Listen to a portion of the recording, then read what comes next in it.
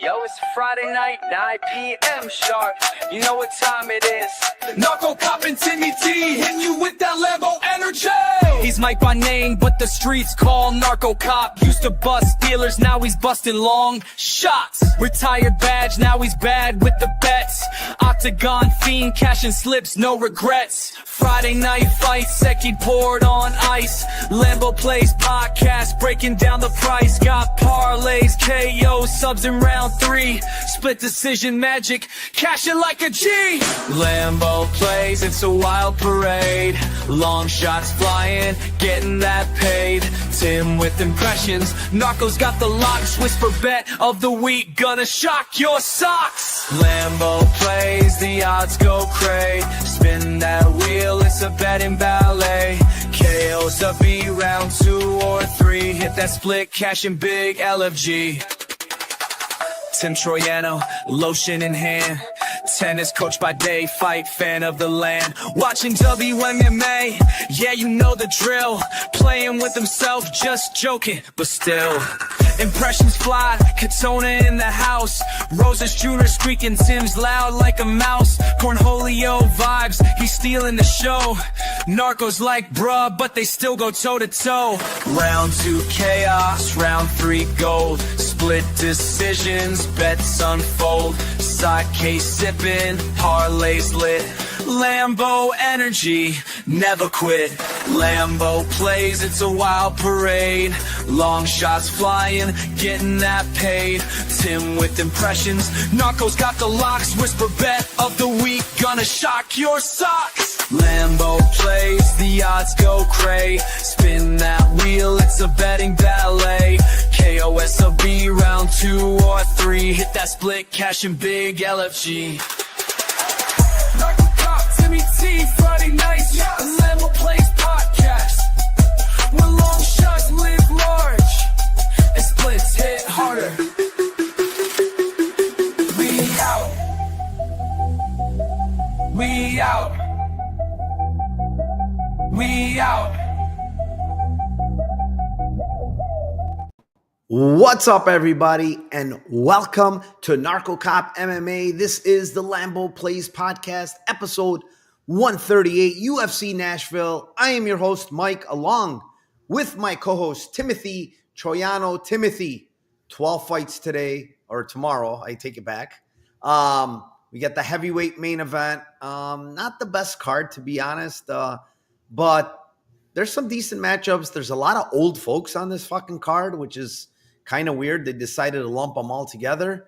And there's some people that are from the Nashville area fighting on this card. So how do you feel about the card in general and your Lambo plays?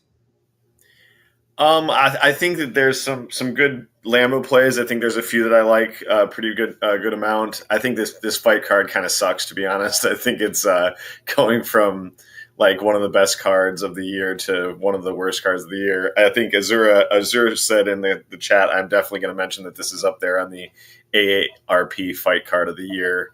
Definitely some retirements happen in this fight card, probably maybe at least 2 I could see happening. So yeah, this is some old folks out here fighting for just getting some money, go out and getting paychecks. And yeah, I don't think the fights are necessarily that great, but fights are always fun. Good to see some violence. Yeah, I mean, we got 12 fights. None of them fell out. Apparently, there was a weight miss, but then they said there wasn't a weight miss because they made weight. So I don't know what the hell's going on with that one. And then, like I said, we have fighters changing weight classes a lot in this card as well. So it's going to be interesting. I don't remember the last time they were in Nashville. I don't even know if they've ever been in Nashville, but here we are. And the chat is in the house, 138 already in here, Tim. Let me go over to my chat, shout them out, black them. Let's effing go, my friend. Elijahwan, the same LFG. Let's go. Azure, hey, everyone. Thank you, Narcocop and Tim. Looking forward to your breakdowns and picks. I'm sure Tim is going to call this the AARP card of the year. Should be some good spots, though.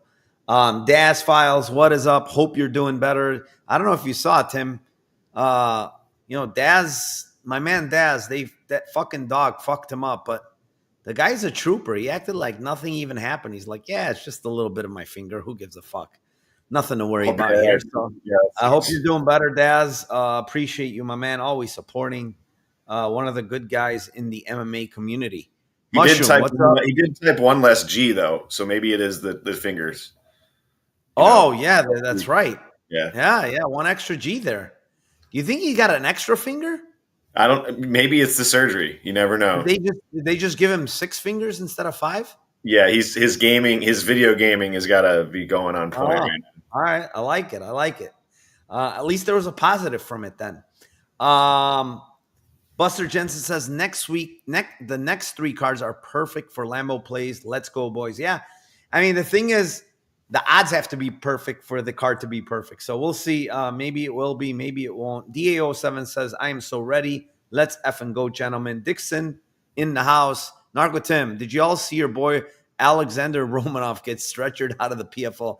Dude, that guy never ceases to amaze me because he quit against Espino. He quit against their ball shot. I don't know how bad it was, but come on. The guy is just known to do that kind of garbage. And the fight was turning on him, I heard. That's why. I wasn't watching it, but that's what I heard. Mr. Meldmano says, let's get it, boys. Tim DePetris says, what I liked last week makes me nervous. What I think are the locks, I'm second guessing. This card feels too binary. I guess it is kind of a binary card when you look at it overall. There's some striker versus grappler matchups. There's some old fighters versus young fighter matchups. It's one of those where,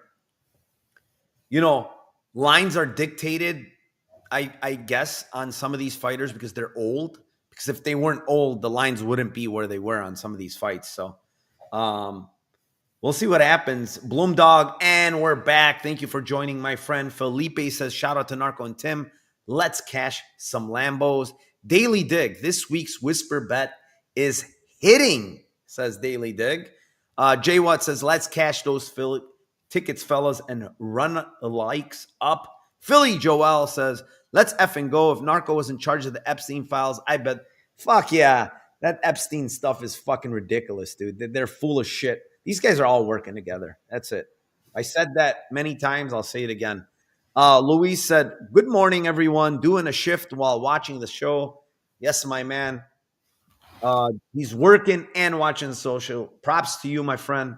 Hope you have a great work shift. Pimp Highway says, yo, like and subscribe. Listen to the man. Like and subscribe. Like he says, Vinny Diaz, let's effing go, my friend. Philly Joel might have made it home without driving 120 today. He didn't mention that. I think he probably was like, fuck this, enough of getting pulled over and getting these tickets. I'm just going to stay at home and not miss the show. So appreciate the man. Like he's not going, his normal 200 miles per hour trying to make it to the show. Something happens, God forbid. And then who's to blame? It's Narco and Tim, maybe his family, his wife, somebody comes after us. Haymaker, what's up, my friend? Thank you for joining. Jim says heavyweights, Steven Seagal. All right. Tim. Let's start out here. We got 12 fights.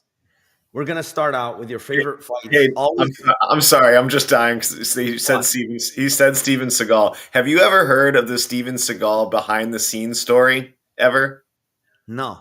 I have to say it's really, really quick. Enlighten the people. Go ahead. Okay. There's a Steven Seagal story that in Out for Justice, they have like an MMA kind of guy that teaches the fights and helps with the fights because Steven Seagal is kind of a lunatic. And Steven Seagal, like, he never gets hit in these fights, and he's always dominating a fight. He never gets hit in movies. And Steven is talking about, like, he can't get choked out. Like, he could never choke him out. Like, he can defend this. He'll do all this stuff. So the guy's like, okay, let's see about this. And apparently, the guy choked him out so bad that Steven Seagal shit himself. And so the story is that Steven Seagal passed out cold and shit himself after this guy choked him unconscious behind the scenes.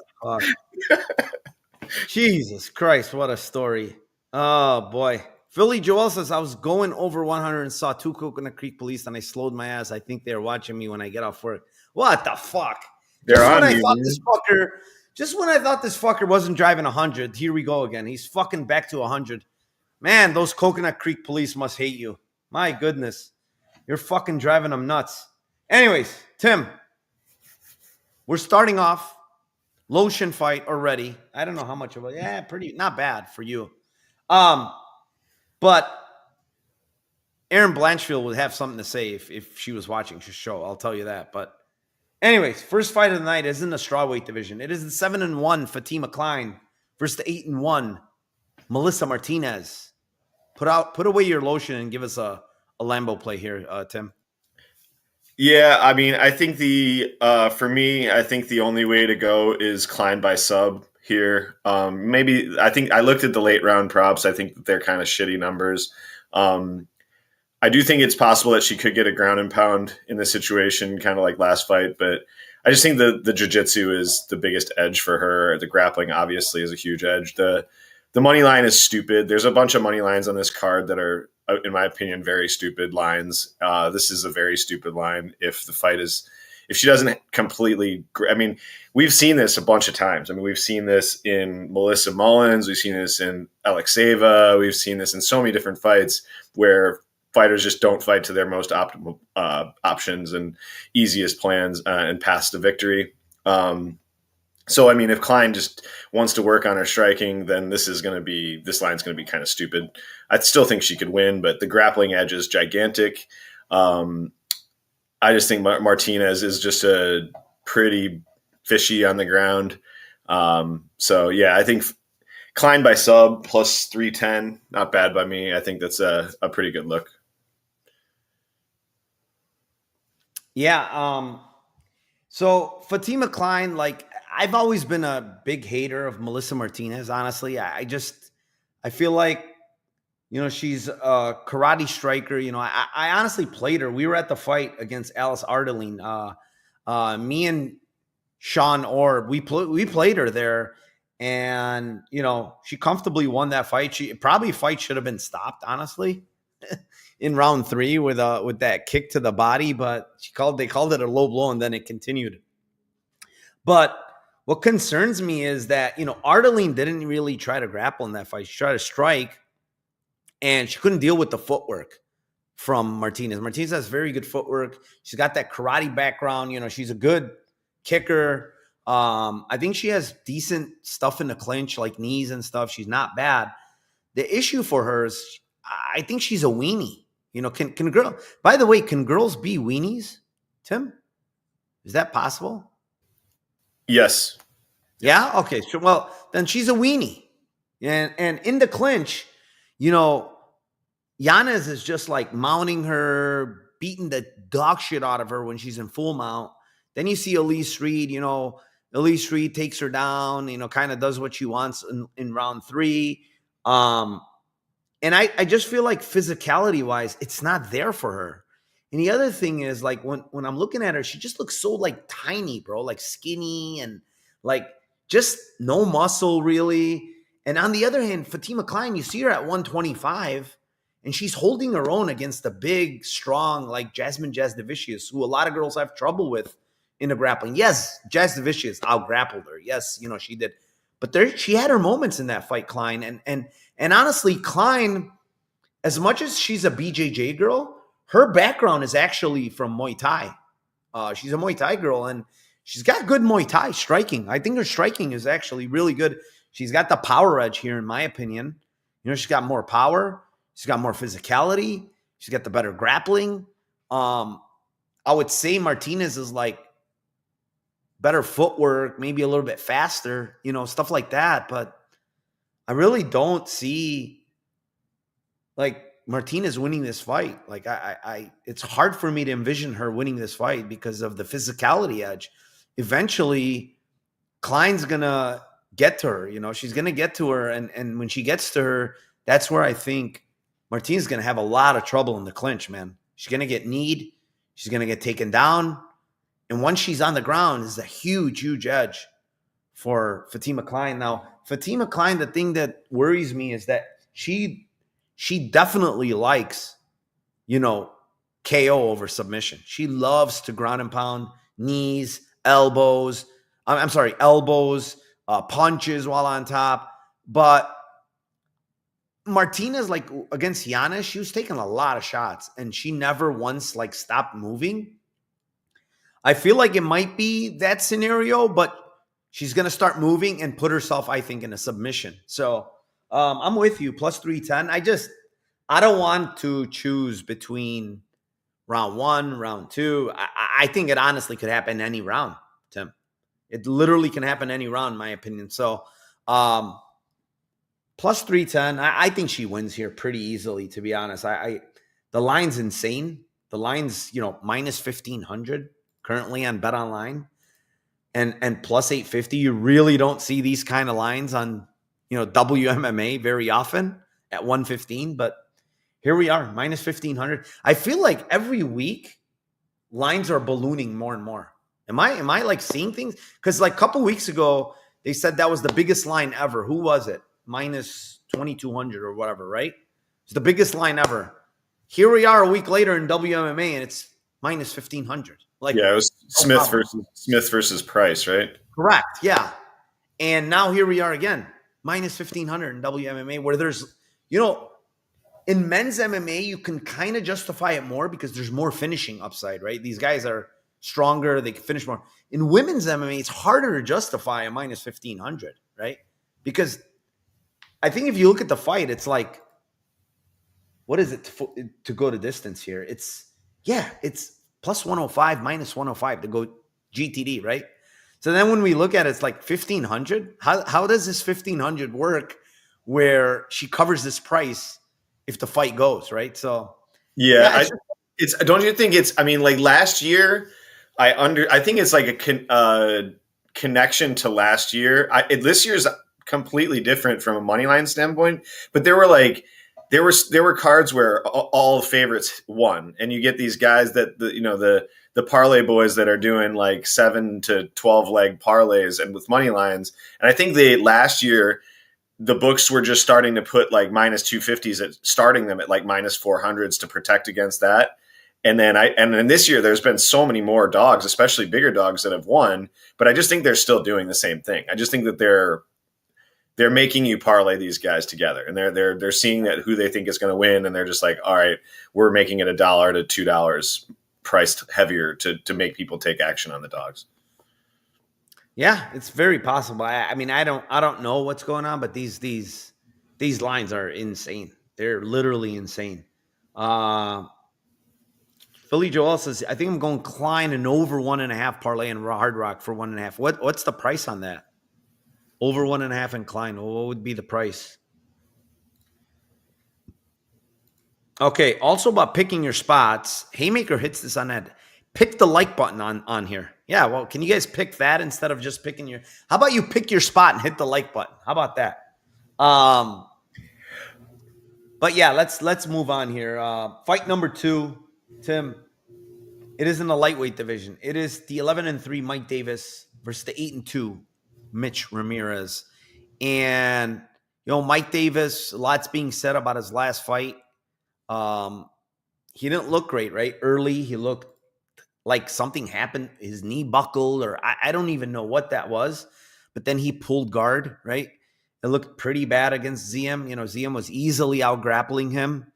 And then, Mike Davis came on, honestly, in that fight. Like, as hurt as he was or whatever was going on with him, he still came on in that fight.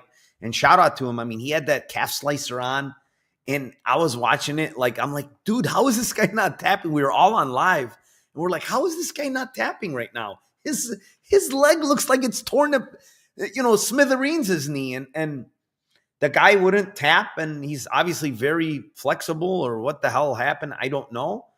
But, Davis, here's something I will say is, I messaged Mike Davis, and I told him good luck, blah, blah, blah.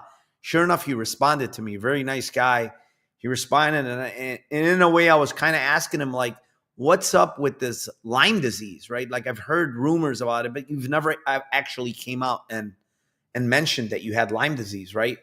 And he actually wrote back to me and he's like, hey, listen, man, yeah, I do. It's called let me look at the exact wording he told me, but it's basically Lyme disease, you know, it's and it fucks with it's chronic Lyme arthritis, he called it.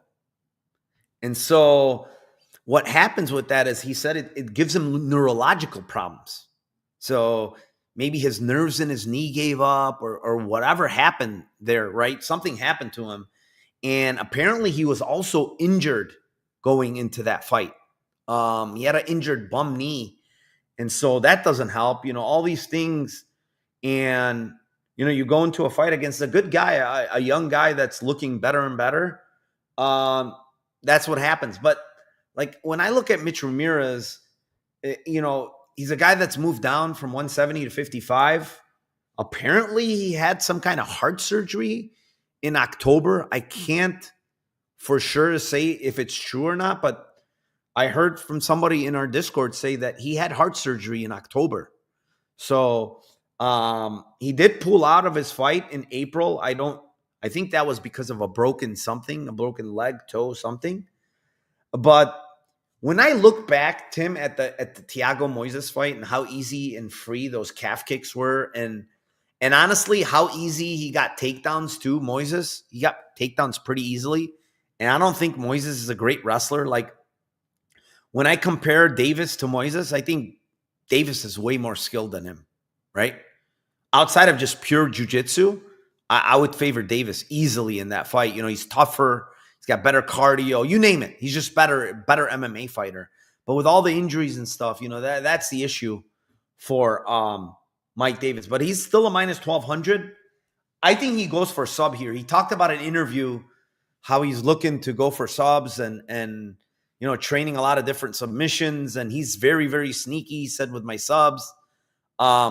He even kind of mentioned how he couldn't believe that ZM didn't tap to that calf slicer, but, you know, plus 290 on Bally's, I'm for it. You know, it's not the best price, but for a minus 1,200, Tim, you know, yes, he could potentially knock out Mitch Ramirez, but I think it's more, if it is a knockout, I think it's more ground and pound, like getting to a nice position. But I honestly think Ramirez is kind of tough. So I think he's going to get him in a submission eventually. So plus 290 sub. I mean, it's just tough with these lines, with these big favorites. It's tough, man. So give me plus 290. That's how I'm going here. What do you like, Tim? Yeah, we're 2 for 2 to start the night. We'll see how this goes. But yeah, I'm seeing this fight the exact same way. I just think that there's massive grappling holes for Mitch, and I feel like there's massive grappling edge for Davis. Not going to echo chamber everything you said, but it just seems like pretty easy game plan. Why stand and bang with this guy? Give him. I think he could win doing that too. I think he's a much better fighter all around. But yeah, just why even do that? He's probably going to. It's probably very similar to the Klene fight, to be honest. He probably gets a dominant position and then picks his poison. And if Mitch is squirming around, then he'll have a chance at the sub. And if he's not, he'll probably just get the ground and pound. But I'll take the higher number at the sub as well. I see. Yeah. I mean, listen, at the end of the day, when you look at this fight, it's like the only thing that holds you back from, like, I would probably play ITD, honestly. Yeah. Pretty big if it wasn't for all these red flags with Davis. It's just scary. I just think he's so much better wherever this fight goes against Mitch, like anywhere, standing on the ground. Like you said, too, he has fights, entire fights where you're like, is this the same Davis? Like, what's going on? Yeah. Like, and that explains what you're saying with this disease. Like, if you have, I mean, just like any type of arthritis, man, if you have like any type of arthritis and you're like, holy shit, like this, I can't move today. Like, there's certain days where you're like, this, I can't even. This is like a Lyme. Well, I'm saying, like, in general, when you have those types of diseases or any type of like rheumatoid arthritis or any type of, when you're taking those types of diseases, it's like you just have inconsistent performances all the time. Like, it's just you feel like absolute shit some days and you feel young and normal other days. So it makes sense. Yep. Yeah, let's move on. I mean, really nice guy though. By the way, messaged me back, and I was asking him in a nice way, like, what's going on with that? Like, I feel like that's probably affected your last fight or whatever. And he was like, yeah, I mean, that's what I have. It's something. He also said it's something you can't tell from the outside, like the outside world. He said, Lyme isn't something you see from the outside. So he did mention that. But yeah, good luck to Mike Davis. Super nice guy. Maybe I'll interact with him in the future. Maybe get him on the show. Honestly, he seems like a brilliant guy, like very, very smart. I think he's like a tape guy. Like he probably looks at tape and studies his opponents. Maybe not. I don't know. I know he did mention he doesn't love fighting, but I mean, he's a smart guy who, like, if he can make money elsewhere, right? Like, go make it elsewhere. Right? Get your if you're a smart guy, you probably don't like fighting. and then you know what, Tim? On top of it, when you know of all these conditions he has, no wonder he fucking doesn't like fighting. Like, dude, he's fighting like probably at 75% at best every fight. Like, he's not 100% ever, probably. You remember they were talking about, who had Lyme disease is Jim Miller. And then he got over it. But you remember for a very long time, Jim Miller says, like, almost impossible to fight when I had it. Like, it's crazy. Anyways, let's move on. Fight number 3. It is in the heavyweight division. It is the 14-5 Kennedy and Zetaku versus the 13-1 Walter Walker. Tim, this one's yours. Yeah, I think this is going to be an interesting fight. You got this is pretty binary. You get guys that Kennedy's kind of an all around. He's more of a striker, obviously. He has moments where he shits beds and fights his huge favorite. Kind of an inconsistent performer, and you don't really know what you're going to get out of him. And then you get Walter Walker, where you pretty much know what you're going to get out of this guy. He's going to try to wrestle and shoot takedowns in within the first minute or two, and get his grappling game on. And if he doesn't, he's pretty shitty striker. I feel like Kennedy is going to pose some pretty big problems athletically, speed wise, strength wise for Walter if he's trying to grapple. We saw Walker struggle to grapple Bresky in situations and be able to hold him down. I think he also has gotten better, obviously, in better shape, at least since those fights. I don't know necessarily how much better he's gotten from looking at the last 2 fights after the Bresky fight, because he's kind of fighting turbo bums that can't grapple. So I just think that Kennedy is eventually gonna cook him. And I think that I don't hate, like, I like round 2 and round 3 because I think it's most likely a KO, but I see Kennedy going for front chokes against guys when they're trying to shoot shitty takedowns. And if Walter is tired in this fight in rounds 2 and 3, not being able to get takedowns, or if he gets, hit hard and then he shoots a shitty concussed takedown, I could also see Kennedy, locking in a Darce or an Anaconda or something like that. So Kennedy round 2 is 5-1. Kennedy round 3 is 8.5-1. Sub 2 is 26-1. Sub 3 is 39-1, and the sub alone is like 9-1. I just think that the round 2, round 3 is my favorite play. I think that if there's a lot of success from Walter, it's probably in round 1 that he maybe gets him down and is able to hold him down, and then I just think it becomes harder and harder for him as the fight goes along. So I think Kennedy's going to get him out of there in round 2 or 3, and I don't hate the sub shots on round 2 or 3 either. Yeah, I mean, I was looking at that, but I before I go to my breakdown, let me shout out my guy Dan from Half the Battle. Smash the like button for my brother Narco and brother Timothy. Appreciate you, Dan. Half the Battle podcast, love it. Been on it many times. Great dude. Been an OG of the game for a very long time. Yeah, it's like this matchup. At first I wanted Walker, honestly, Tim, because I felt like size, heavyweight, I get that Kennedy's been at heavyweight for a couple of fights, but like I go and look at these 2 fights and it's like Lucas Bresky and Chris Barnett.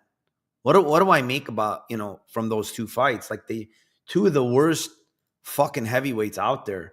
But then you look at Walter Walker, and he fought Bresky, and he lost to him a couple of fights ago, you know. But I will say that was, I want to say that was short notice, and then it was his UFC debut, right? And he was 264 there compared to what he's weighing in nowadays at 244, right? So he's lost 20 pounds of legit just pure fat. Like if you look at his body, he's just lost 20 pounds of fat, and obviously doing more cardio or eating better, whatever the deal is, right? He's definitely, you know, getting into shape. The problem is for me with Walter Walker is the fact that, you know, both these last fights ended kind of early. I mean, both by heel hook, right? The Tafa one lasted a little bit longer, almost the end of the round, but the other one, Dontel Mays, was a pretty fast heel hook. You know, it was like 1 minute. So it's like, what happens if Walter Walker gets taken to deep waters? And definitely his cardio has shown in other fights that he does get tired. I will say he pushes through in a lot of these fights. Like if you look at a lot of these fights, he's been the decision. That's the crazy thing, is like he's been the decision many times. And he's won most of them outside of the Bresky one, right? So, I mean, obviously lower level of opposition. I will say I could see a world where Walker gets him down and just stays on top just because he's so big. Like, yes, Kennedy does get up, but against much smaller guys, you know, against 205ers. What happens when this fucking massive man is on top of you, right? Who has, let's be honest, he has good jiu-jitsu. Like, this guy is training his jiu-jitsu, you know? So I feel like there's a path for decision here, Tim, for Walter Walker at plus 460. I think the thing is, heavyweight, like he got the 2 heel hooks. That's not replicable. You know, it just really isn't. You're not going to keep getting these fucking heel hooks and shit like that. And, you know, I think Kennedy's a little bit more athletic than these other guys as well. He's a little bit more, even though he's bigger, he's a little more athletic. Yeah, I mean, I don't know. I feel like decision is where I'm leaning here for Walter Walker at like almost 5-1. It's 460. Lays on top, right? Doesn't get the finish. Kennedy knows how to survive. Maybe gets up, maybe gets taken down again, you know, 3 or 4 takedowns, but Kennedy works his way back up. In that scenario, you could always like your stuff too, where maybe he gets back up and you don't get the takedown. Now what? You're right. So that ends up in your scenario. But yeah, I kind of lean decision at that price for Walker. I think top time decision. That's all. If I was to take a winner, I don't really have anything on this fight. I lean Kennedy because I trust his cardio more if it goes 15, right? But yeah, I just like the price. I like the price at plus, you know, almost 500. All right, moving on. Fight number 4. It is in a flyweight division. It is the 16-6 Lauren Murphy versus the 11-1 Eduardo Mora. I mean, Murphy coming off injury, 42. You know, she's turning 42 later this month.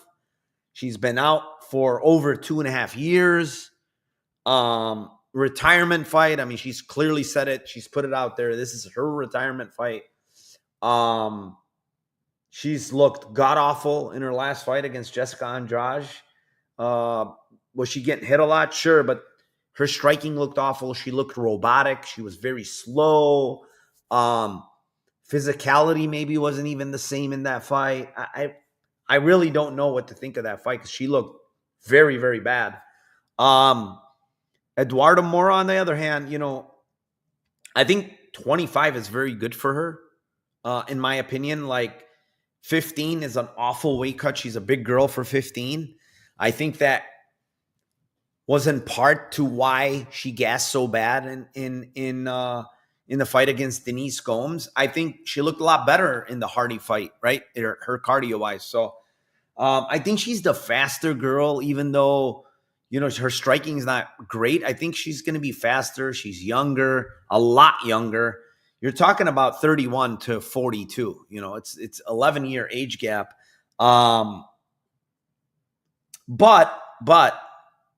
I don't really trust this chick at these prices. I mean, she's minus 700, Tim. What are we doing here? Like minus 700. But I just feel like Murphy's like a value loser, dude. She might look okay and do things and not look like a plus 500, but she's so fucking old. She's so slow. I don't think she was great to begin with in anything she does. Like, she's physical a little bit, but what are we going to call her? A great striker all of a sudden? Like, she's not a great striker. Is she a great jiu-jitsu girl? She's not a great jiu-jitsu girl. Like, she's got one sub, I think, in her career. And that was against a zero. So I think if she wins, Tim, it's decision. Maybe Mora sells out for takedowns, doesn't get them, gets tired. I don't think she's going to finish Mora. Her decision prop is 7-1.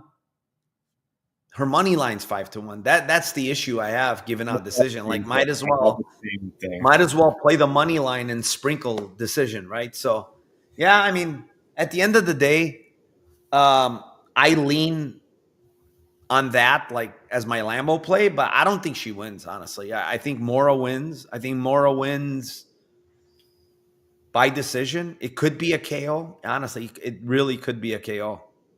She hits decently hard for WMMA, so I don't hate it, but yeah, I mean, for my Lambo, I'm gonna go with Murphy decision. It's just 7-1. It is what it is. I think that's her 95% path to victory.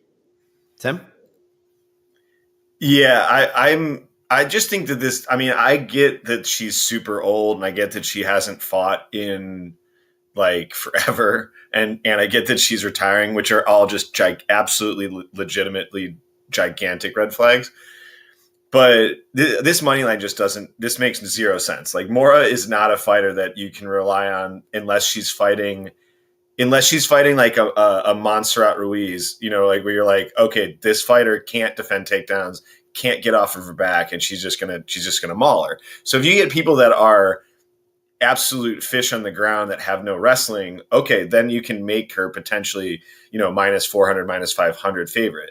But Mora's like never even really, other than in the Montserrat fight, she's not even really throwing ground and pound from like big advantageous positions. Like, she's primarily just laying praying in these fights and trying to hold. And it just is not a style that the UFC or the judges are giving any credit for. Like, if she was fighting in like 2005, like, she'd be fantastic and probably be a fucking champ. But like now, I think if I'm looking at her stats, she has like 20, 57 against Montserrat, 18 strikes against Gomes, 26 versus Hardy. It's like, dude, she's not, and she has plenty of top time. Like, she's getting takedowns, and so she's just literally not doing anything. Also, I feel like Murphy's not getting absolutely mauled in grappling versus anybody. Like, she's not a person that's easy to take down. She got 2 takedowns versus Tate. Tate got 0 takedowns versus her.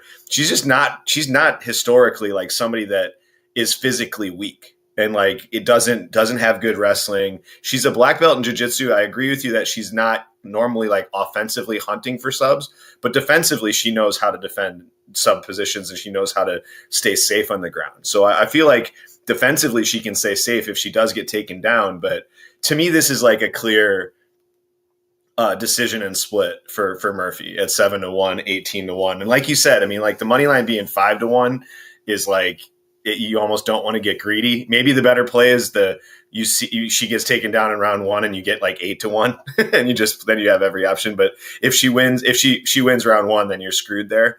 But yeah, I think 18-1 on split for Murphy and 7-1 on her decision. And like you said, the money line is just, it just doesn't make any sense. Like, Murphy also, you know, like you're saying, she's slow, and she is, but you know that she's going to pump out like 80 strikes minimum, I think, in this fight if they're standing. Like, she's going to throw strikes, and Mora's not going to throw strikes. So she's gonna throw 80 strikes, yes, but like 65 of them are gonna be at in air, hitting air. For sure.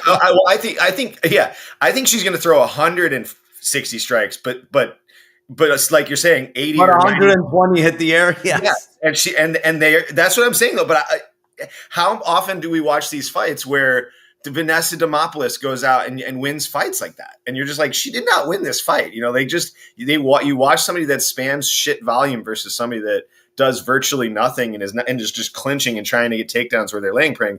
They're onto that shit now. The judges are onto that. So yeah, I think Murphy's got to be the play, but nothing. Mora sub. I wanted to get there, but I've seen Murphy defend subs. I don't think she's gonna sub Murphy. I don't either. Yeah, I really don't. Mano says Walter's in a good room, is improving. They drill heel hooks. There are psycho Russians in that gym with Guskov. Yeah, he's best friends with Guskov, Bogdan Guskov. So they're doing a lot of cardio together. I've looked at his Instagram. They're always outside doing cardio, which is it's funny. It's funny. Yeah, Walker definitely looks in great shape. Yes, he does. Murphy decision. It's more than plus 500, dude. Maldmano, her money line is plus 500. Look around. You got to get better prices than that. What other stuff do we have here? Murphy's a tough SOB. She doesn't wear damage very well, though. Yeah, wearing damage at this point in her career. Yeah, I predict she's gonna bleed. Do we have a price anywhere? MGM, anything? She's gonna bleed when they put the fucking Vaseline on her head. She's probably gonna start to a little bit. Philly Joel says Murphy's tough. The ref will let her die on her sword, knowing it's a retirement fight. Yeah, I mean, they let her die on her sword last fight. Jesus Christ, she got murdered, and they just didn't want to stop the fight. It was freaking crazy. Yeah, definitely, Nick. Yeah, it's a retirement fight for her for sure. All right, Tim, let's move on. Fight number 5. It is in the welterweight division. It is 21-7 Jake Matthews versus 25-10 Chidi and Jakuani. This one's yours. Twitter plant your flag fight of the week. I tend to think this fight is Chidi winning, but there's a couple of props I like. We're gone from the days of the beautiful Chidi by decision at 5-1 and 4.5-1 and shit like that. So, there's two props that I think that are playable. I don't really know. I don't necessarily love either one of them. I think it's probably a Chidi decision, but ends by split is plus 400, and then I don't know. Jake could be realize that he needs to grapple in this fight, especially if he's trying to stay at range and keeps getting kicked. Or I just feel like if he gets to the clinch, he could get hurt in the clinch as well. But I just feel like if you're going to try to beat Chidi, I think that historically you're either able to really, really outstrike him and you can take a bunch of damage, or you're a good grappler that can get him down and try to wear on him and tire him out and get him to quit. Jake by sub is plus 750 and the ends by split is plus 400. I just think that Jake is like, he's a fighter that historically you just can't really rely on to do the right things. And I've bet Jake by sub against certain fighters and I've just been like, dude, why is he, Prado is one, just certain fighters where you're like, dude, huge grappling edge here. Why are you striking? And I think that this is a fight where I think he might be forced to grapple. So yeah, I think Jake by sub or ends by split would be the only two that I would play. I don't think I'm gonna have a bet on this fight pre-flop though. I think I might just watch it and see if there's live spots. How about you? Yeah, I think that's smart. Honestly, I think that's smart because, Chidi is very dangerous early, dude. Like he is just, not only is he dangerous though, the weird thing is he's dangerous early, but he also gets hurt early in a lot of fights, right? He can hurt you, but you could hurt him as well because he's technical, but somehow, some way he still like gets clipped a lot. And I do think that 170 has been good for him. However, they said he missed weight here by half a pound, which is obviously, we know it's the worst weight miss that you can have, half a pound. But then what's weird, Tim, is the fact that he missed by half a pound, but then they said he came back and he made weight. So I don't get what happened there. Did he actually make weight? What was the case there where, did The UFC initially said he missed by half a pound, but then all of a sudden they said, he made weight. They changed it or whatever. I don't know what's going on, but whatever it may be, even last fight he missed weight and he recovered. He did well, and we saw him come out and finish Zaleski dos Santos, who's hard to finish. Caught him with the knee in a clinch. I think the major problem, honestly, for Jake Matthews is, first off, I don't think he's a great wrestler, one. I think, two, Chidi has shown extremely good get-up game and takedown defense for me. Like, initial, first layer takedown defense has looked really good. The other thing with Chidi is the fact that, dude, he absolutely will freaking cook you to smithereens when you get in the clinch with him. And that's, when I watched a Prado sequence where Prado got him in a tight clinch in the middle of the cage, he landed two very big knees to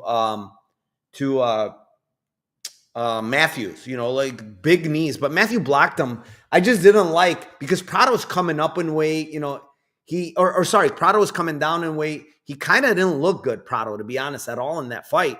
But he still was decent in the clinch against him. I feel like in the clinch, he's going to get murdered here. Like, literally murdered, dude. Like, that's just how I feel that's going to happen. He's going to murder him in the clinch. And, like, if he tries to go for takedowns, yes, he's got to get them. If he doesn't get them, then what happens? What happens when he doesn't get them, Tim? I think it's big problems if he doesn't get them. So, for me, it's like, I don't know which way to go, honestly, just because, like, I could see, like, Matthews was competitive with Morales, right? But I also think Morales isn't technical like Chidi. He doesn't have the teeps. Like, those teeps are going to fucking destroy Jake Matthews' stomach, And just some of the things that Chidi has going for him are a little bit different than Morales. Morales has big power, don't get me wrong, but he's loading up on strikes and stuff, right? Chidi is a lot more technical. Like, he's catching you when you come inside, he catches you a knee or an elbow. You know what I'm saying? So, I don't know. I think this fight might go to distance, to be honest. I don't think Matthews is a big finisher. I don't think he's going to take down or like have a lot of control over Chidi. Split is plus 450, Tim, on BetOnline. I think fight ends in split. Why not? I think it's pretty close. I don't think it's huge one way or the other. So, plus 450 on the split. If I went with a side, I would play Chidi just because I think he's got more finishing ability. But, yeah, not a big, strong take here, to be honest. Let's move on. Fight number 6. It is in the welterweight division. It is the 31-12 Chris Curtis versus the 20-11 Max Payne Griffin. This one's mine. So, Tim, it would kill me if I didn't play Curtis 2-3 KO here, just because I played him last time. He was looking like he was cooking Kopylov, and then all of a sudden Kopylov cooked him, right? So the thing is, for me here, it's like what I've seen with Max Griffin historically is he gets tired, bro. He gets tired in round 3. That's just is what it is, He gets tired in round 3, and Curtis, we know, has very, very good cardio for round 3. So, am I gonna look past it? If you look at the finishes on Max Griffin, they're in round 3, Tim, and one of them is the Ultimate Fighter. It doesn't count on his record, but he got finished. So, I'm gonna take a shot. 2-3 KO. Chris Curtis plus 650. I don't think he's the side pre-flop, honestly, at these prices. You cannot lay these prices with Chris Curtis just because he fights so close. So I'm gonna take a shot here with 2-3 KO on Chris Curtis here. What do you like? I like round 2, round 3 Chris Curtis as well. I think it's just the Max, like you said, slows down, and he also has historically shown pretty good durability, but it just seems like he's getting hit and reacting much, much worse in every fight. Even the strikes that he was taking versus it wasn't like a lot, and it wasn't like, oh, he's getting his ass kicked by him, but he wasn't even reacting well to the Chiesa fight and to strikes. And it's just like, I just feel like Chris Curtis power at 185 is big, like when he's hitting guys, and 170, I think that his power is going to be pretty big compared to what Griffin is usually used to getting hit by. I also feel like it's weird. Like it'll be interesting to see if this happens, but I think when you get two counter strikers, it tends to be like either a stare fest or one of them ends up doing something that they shouldn't do and initiating the fight and walking in. And I think if Griffin does that and he gets frustrated every time that he's trying to counter and nothing happens, that if he walks in and gets a little bit over aggressive or sloppy, I just think that that's where Curtis is going to body him and body shots, get him tired, and then eventually connect and get him out. So yeah, I'm in the same. I think 2-3 Curtis for me.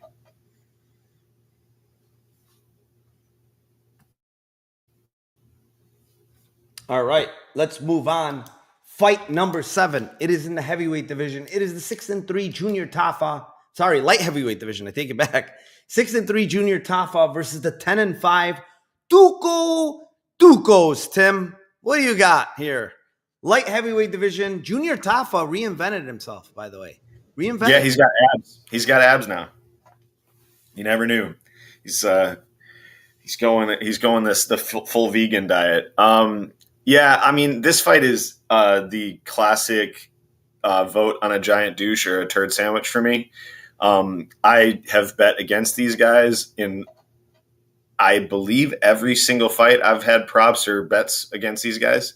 I just don't think that either one of them are guys that I want to put money on, rely on them to be able to defend takedowns if it's Tafa, rely on them to do anything offensively striking wise if it's Tucos. I just don't really like these guys. The clear, like, who I think is going to win this fight, like, or not clear, but who I think is going to win this fight is, I think Tafa is going to win this fight because he's a better striker, and I don't think that Tucos is like a great grappler. And like a great wrestler, but the problem is that I don't think you have to be a really great wrestler to get down Tafa. We'll see if he's a little bit better at this weight class with that, but I think that of the Tafas, I think that Justin's takedown defense is just significantly better than Junior's. But I think both of them, when you get them on their back, are turtles that just can't get up. So to me, I'm going to take a kind of a stupid, kind of hot take kind of reach on this one.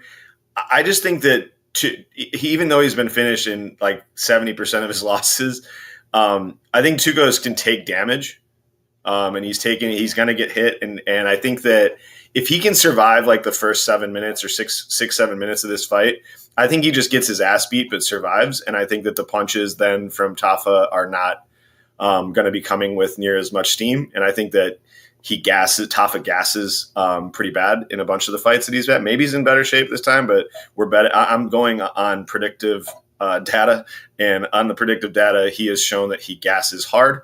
So I'm going to go goes the distance at plus 400, and Tafa points at plus 800. Wow, you were going the decision here, huh? Holy moly. I thought I was going to be sneaky and say that, but like, I think, first of all, I want to preface this by saying I think Tafa's going to kill him. I think he's going to knock him out, to be honest. I really do. I think he's going to knock him out. Tuco's defense is not all that good. Tafa's striking is really good. But if Tucos wins, right, I don't think there's much finishing ability from it. Like, is he have more finishing ability than like Usman being on top, like a guy like huge like Usman that was on top for a while and couldn't finish Tafa? No, right? So, like, if you're going to play Tucos, just play his decision, in my opinion. It's 8-1. Literally play his decision. It's a crazy line to me, just because I'm thinking that if he wins, he's getting takedowns, he's getting control. It's a decision win plus 800. So For me, that's how I'm going. I'm just going strictly decision plus 800. I honestly don't think it's going to go there because I think Tafa's going to kill him. Just because Tafa, man, his striking, I don't know, like Sterling is good. I think Tafa's way more powerful, right? Like Sterling even hurt him a lot to the body. Tafa, I think, is going to catch him with his uppercut. He's got a really, really good uppercut. I know Tucos has his hands up and pretty good guard. I think he's going to catch him with a nice uppercut, man. He's got very good layered striking, like up, down. So for me, it's got to be Tafa early. But for Lambo play, plus 800, Tim. Where are we going with this? I get he's a brown belt, I guess they say, but like, is he like that good of a submission grappler? Like, no, 18. Glenblatt's asking what their split. It's 18 and 20 to 1 on splits. If you're doing Tucos decision, you have to do a split because it could be the exact thing you're saying. True. All right, let's move on. Fight number 8. It is in the heavyweight division. It is the 11-2 Vitor Petrino versus the 13-6 Austin Lane. And guess what, Tim? Got another move up this time to heavyweight. It's a weird fight because Austin Lane, right? Like he's one of the chinniest guys that I know, right? But look what he did against Pinto last fight. He absolutely was winning easily, rocking him, dropped him, almost finished him.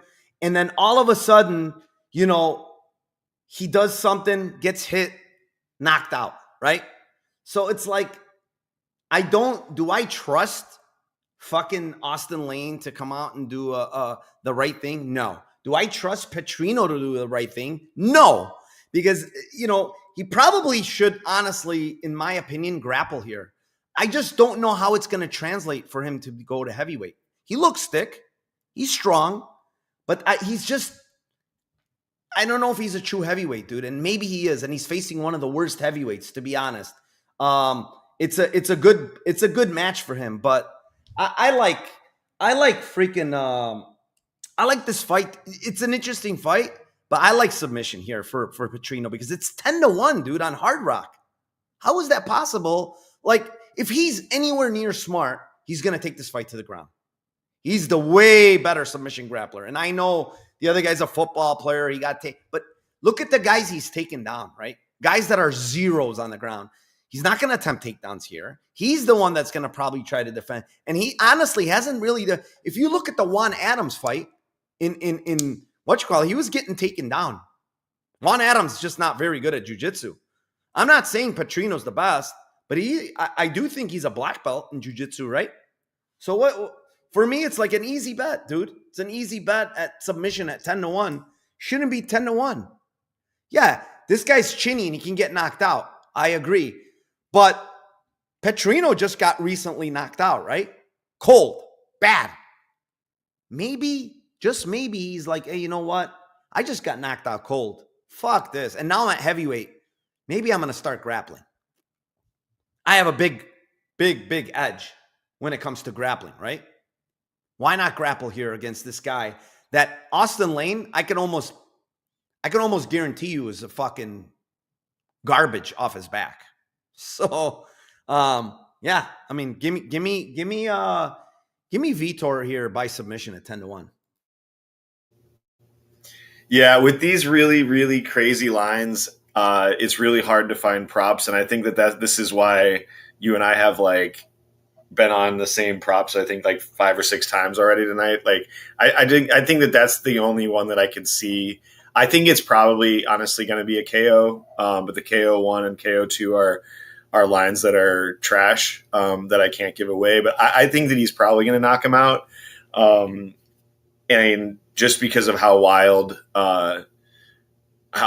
Lane is. But honestly, like you said though, like Lane in his last fight versus Pinto, when he was fighting, he wasn't fighting like aggro until he got overconfident in the second round. And then he was doing so well in the striking when he was just kind of picking his shots. And then I think he dropped him in that fight.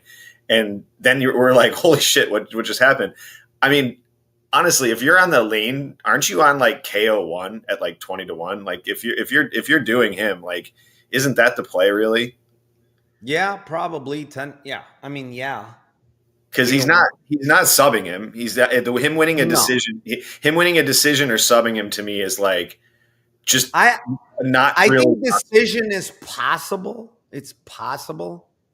I don't think it's like out of the realm to win a decision against Petrino, just because Petrino's not very high volume. Yeah. I could see it. I could see it. But I agree with you. It's KO1. I didn't even look at it, but yeah, KO1 and KO2 are like between 18 and 20 to 1 and like 26 to 30 to 1 for KO1. And we don't even know that's what makes this card very hard for me. Is like a lot of people are moving divisions. We don't know how their chins are going to hold. We don't know how the power is going to translate. It's hard, honestly, to gauge those things. Yeah, Dustin Jacoby isn't typically been a one-hitter quitter type fighter, and he murdered him. Like, and it's one of those things where you're just like, how is he reacting to punches? What is his brain at? Like, yeah, I think if you're on lane, I think it's KO1, KO2. But I'm with you, man. I think that if you're on Petrino, it's got to be a sub, maybe a front choke or something like that, or maybe he does grapple himself and take him down. Not a lot of confidence. Yeah. Yeah, we'll see. It's going to be an interesting move up to heavyweight for Petrino. He looked thick. The other thing, Tim, we don't talk about, honestly, I think he weighed in 240. Somebody put 249, right? That is 45 pounds heavier than his 205. Like his 205, dude, he looked like he was like 8% body fat. Like he was. No. Here's what I'm trying to get at. I'm not even trying to talk. What I'm trying to get at is when you carry, let's say on fight day he was 230. Right? 230, yeah. Okay. He's 249 today. It's still not 20 pounds more than what he normally carries, probably, right? Yeah. I don't think that he was walking around at 249 and made 205. No. There's no fucking chance. No. What I think happened is he started eating more. He bulked up because he knows he's going to go to heavyweight, right? So he needs to. So he's carrying more weight too. Could that affect his cardio in a bad way? For sure. We don't know.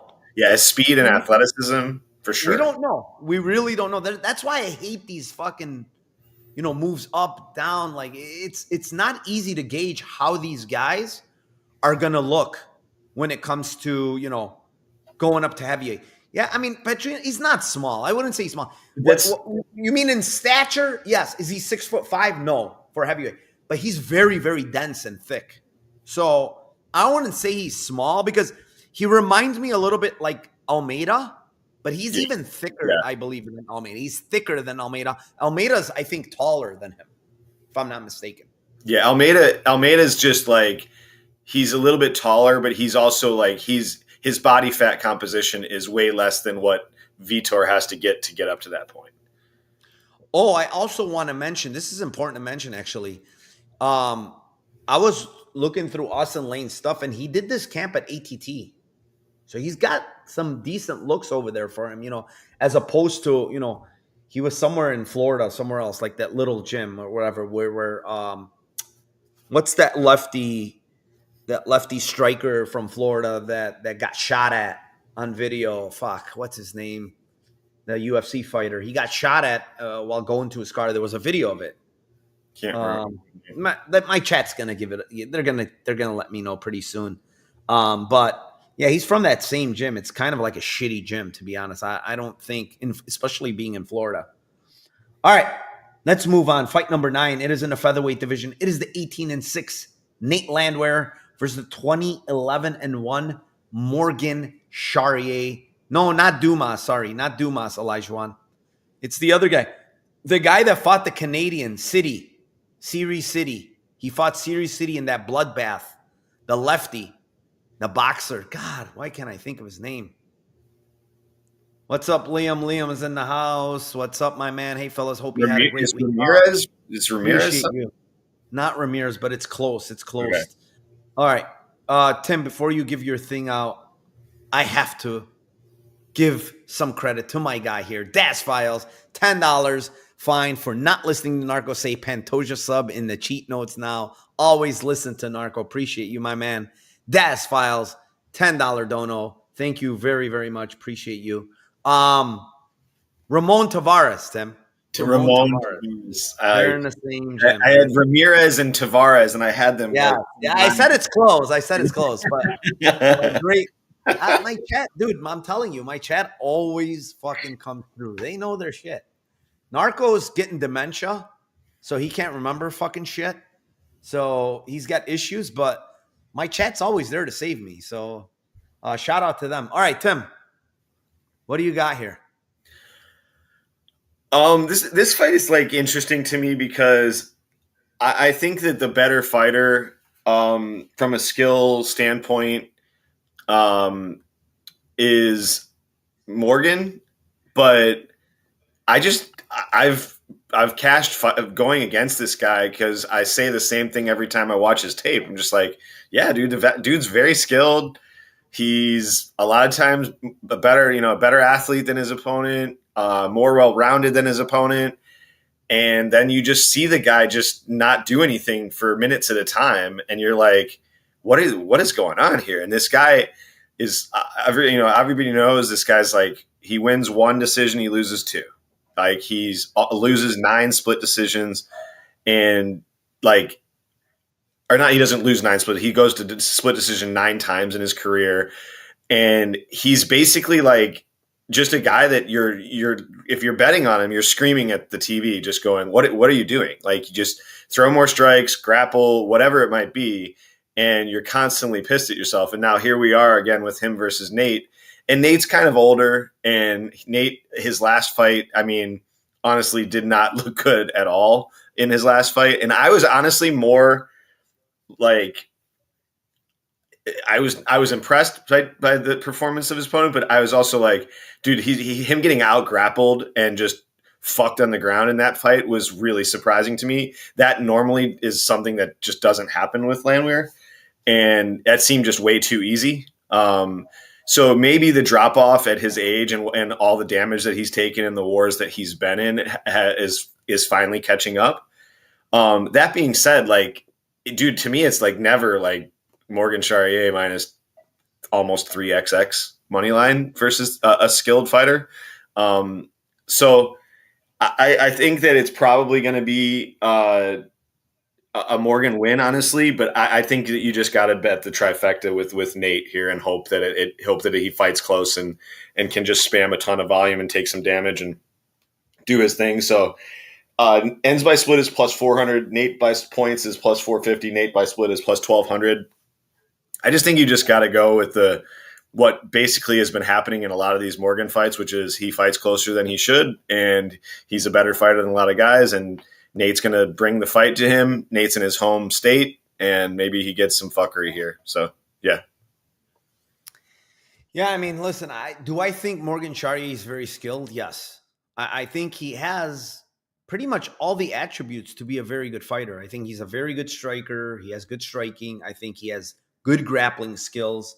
I think he's durable. I think he has cardio. I think he has decent power. So for me, when I look at a guy like a prototypical fighter, I think he has all aspects of MMA pretty well, right? And on top of it, he's only 29 years old, Tim, and he's got 32 fucking fights. How many 29-year-olds have 32 pro fights? Not many. That's a lot of damn fights, dude. And so when I look at this guy and, you know, he's got a lot of finishes, a lot of KOs. You know, he's got 12 KOs. But honestly, I don't really see the pop. I don't really like. Okay, Gabriel Miranda. If I caught him with a left hook, I'd probably knock him out. Right? Like, it just is what it is. In round two. Yeah, Manelo Zaccanini with a body kick. Like, okay, Diego Silva took him 3 rounds to find a KO against Diego Silva. A guy that's been finished, 4 or 5, 6 times, whatever, in his losses. And then when you look at all of his other fights, Tim, and a lot of the guys that he's finishing are kind of like he's breaking them over 3 rounds. Like there's 3-round finish, round 3 finish, But then when he's stepping up in competition, everything is going to decision. You know why?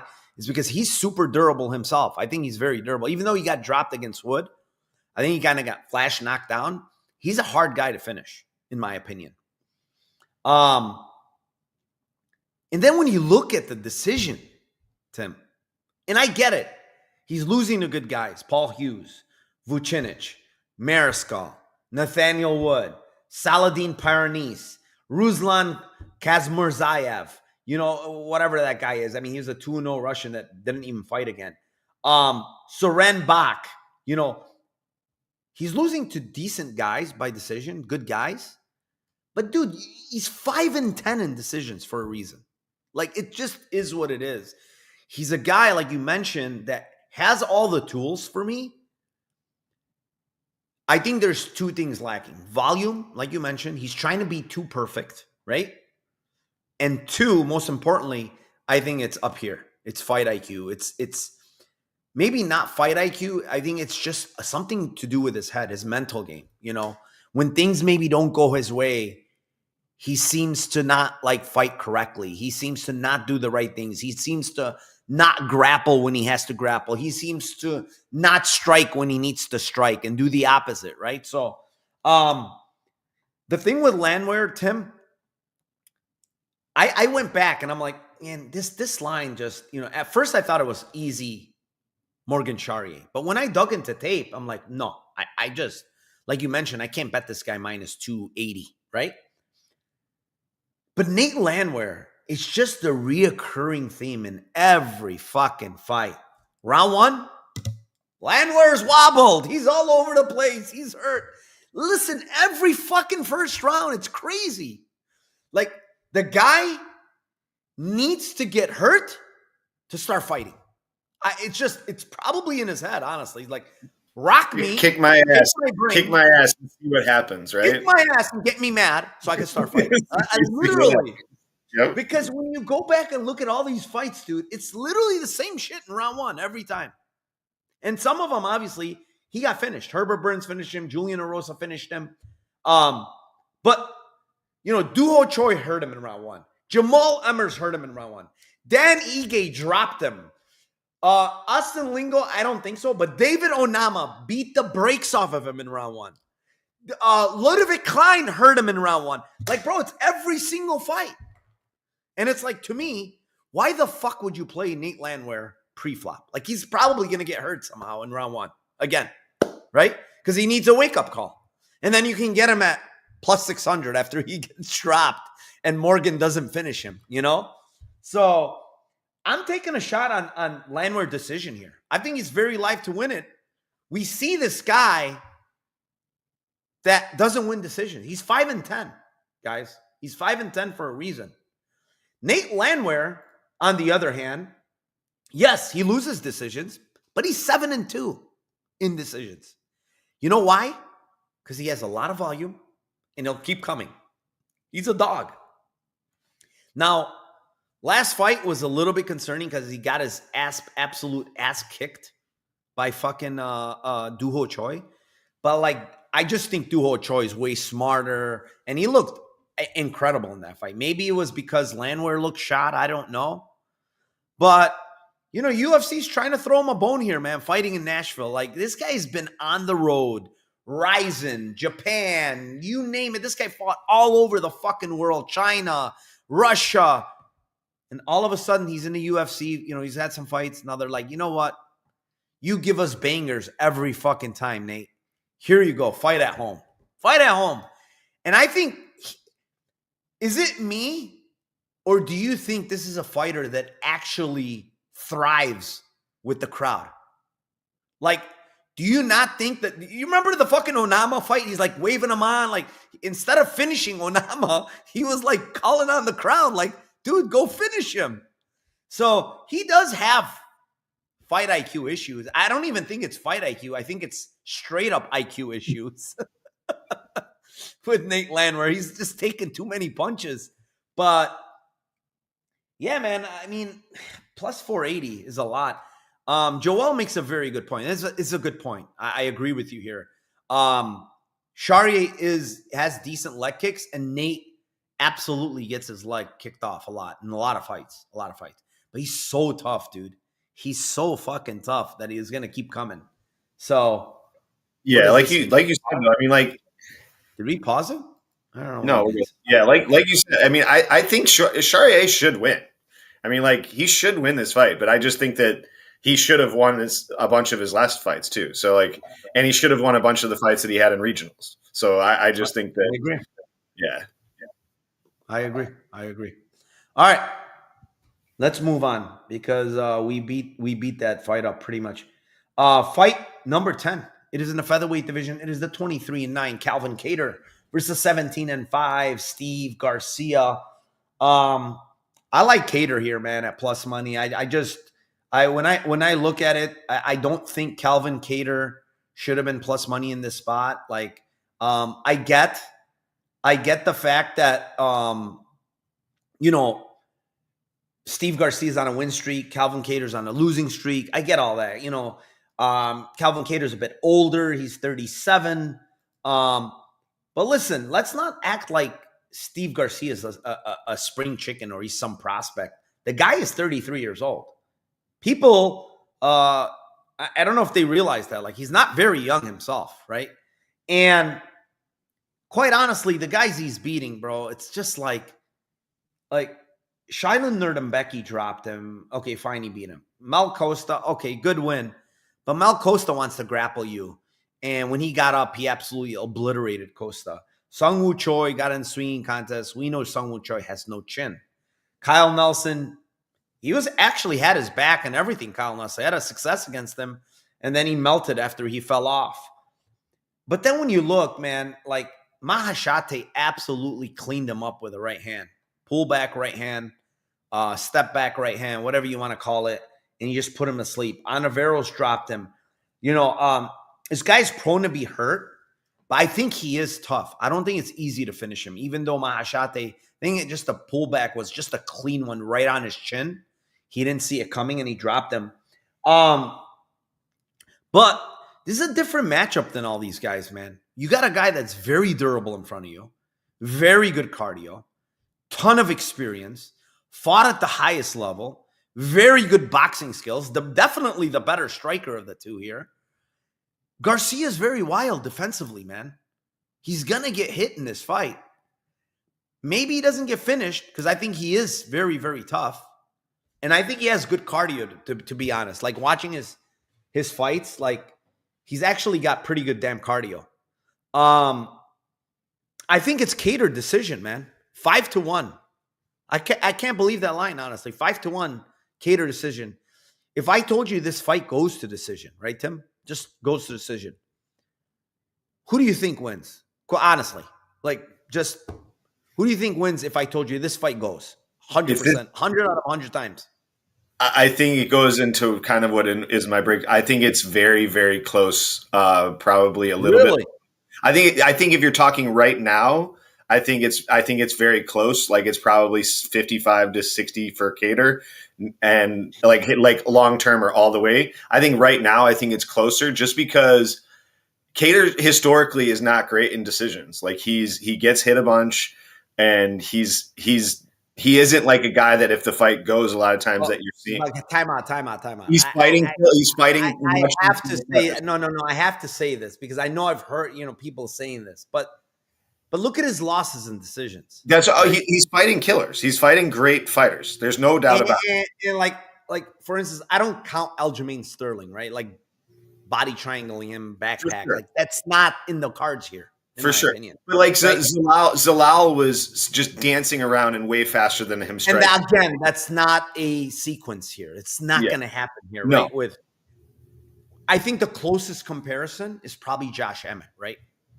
Fair? Even like Renato Moicanos jabbed him up all fight long. Yeah, but that was just I think that was like a weird I don't even know what to call that because it's the same thing that happens in a lot of his fights where he's willing to take shots to give shots, and he's willing to. But here's the thing: Garcia doesn't have those. Like, he's not jabbing you for 3 fucking rounds. No, right? That's where I think I don't think he is. He's trying to kill you, but he's also he's also a guy that's walking forward and throwing big shots. So it's like it's one of those fights where I could see Kedar if it goes, I could see it be Kedar landing like 65% of the strikes, and then they're going like the judge who just decides at this, and you're like, dude, he hit him way more, but it's like, yeah, but the bigger shots were clearly coming from the other side. So I just think that he doesn't fight in certain fights like when they go to decision, he doesn't fight like optimally. Like he gets hit a lot, and he doesn't. It's not like he's really, really going after guys and not getting like, he's just murdering this guy and never getting hit. He's always taking shots. He's very, very, very durable. And like, I just think that he's always getting hit. So like, if it goes, that's to me, like, I think the same thing. Like if it goes 7-1 on end split, for me is like stupid. Like if this fight goes, like, I just think that both of these guys are potentially having a war. I don't think either one of them really tires out that much. And I think that the durability side, you have to side with Kedar. And I think both have enough power to really hurt the other guy. Wait, so end yeah, split is what? End split is 7-1. Like I just think what's Kedar? I didn't even look. What's Kedar split? They're pretty bad. That's you just should take it's 12-1 for Kedar and 11-1. Only 12. Yeah, so you're just better off. That's what I'm saying. Like it's stupid. It should be like 15-1. Why is it so low on a 7-1? Yeah, it's 7-1 on the ends by split. Normally when they're doing that, it's usually 11-1 on a 7-1. It's normally like it's normally that line's got to be wrong. Something's wrong with one of those lines is wrong. The ends by split, if it's a 12 and an 11, is usually like a 5-1. It's so here's comparison. Ends and split and bet online is 5-1. That's what I'm saying. Yeah. Kedar by split is 12-1 there. So it mathematically, like I said, it doesn't add up to go. Yeah. Do the 700, of course. Yeah. Like that's no doubt. I like the same thing. I like Kedar by points.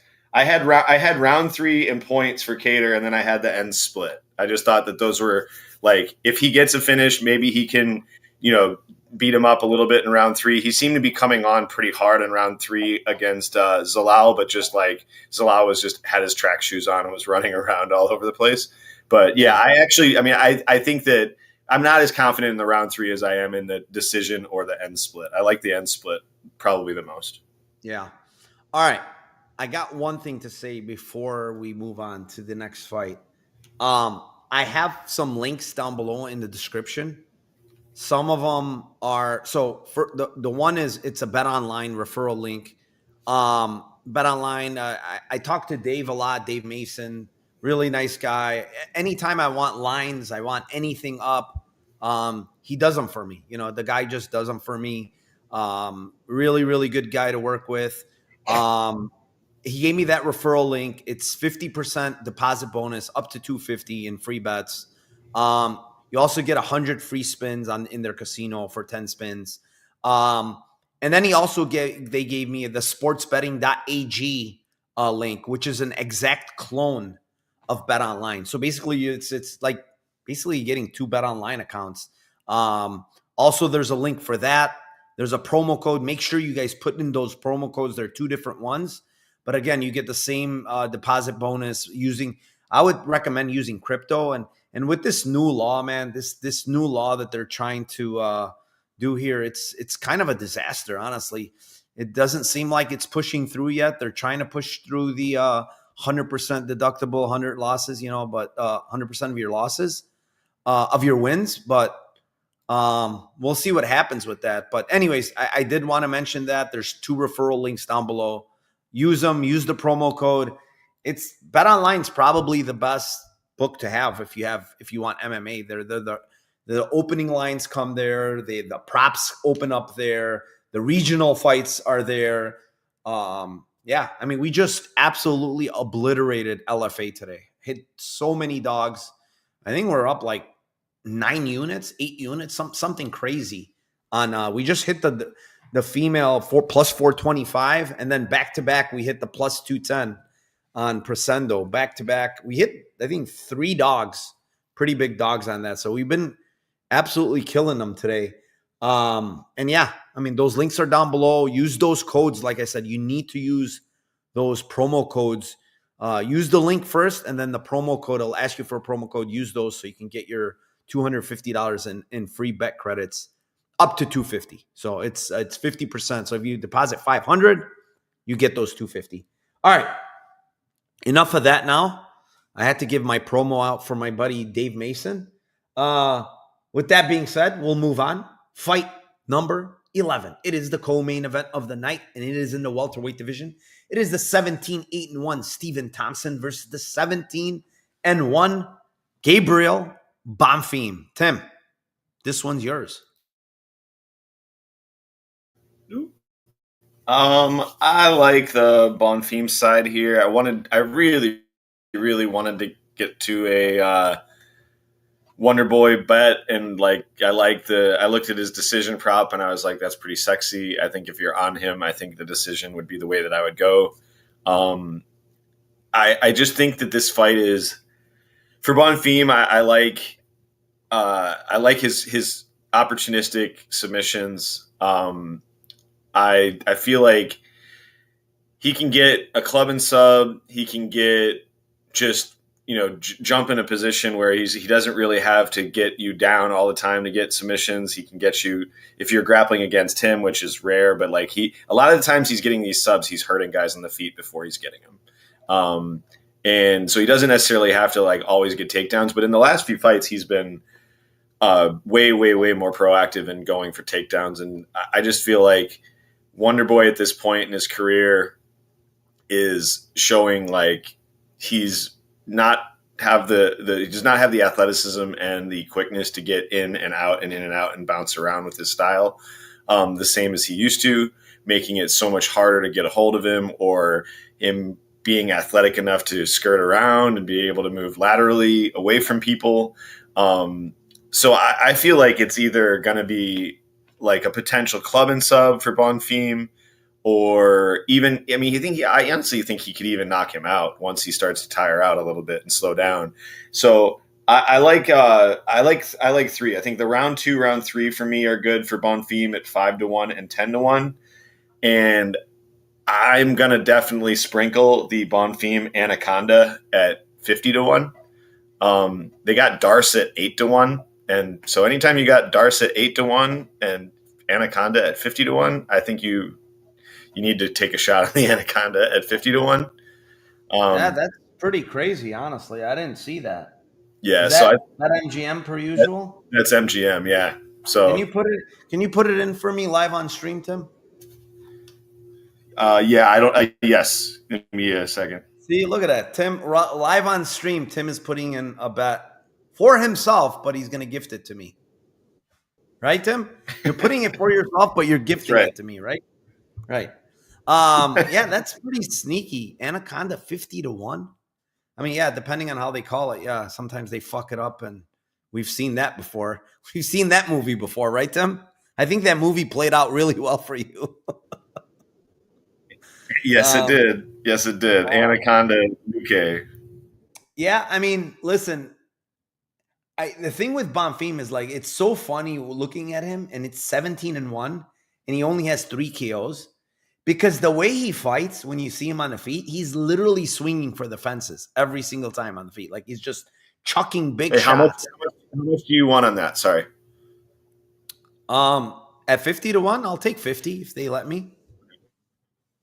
Yeah, I mean, it's crazy that he only has 3 KOs, but what I've noticed a lot with him, and is not talking about the chaos fight, but in a lot of these fights, Tim, I swear, in the majority of them, because he's so heavy pressure, right?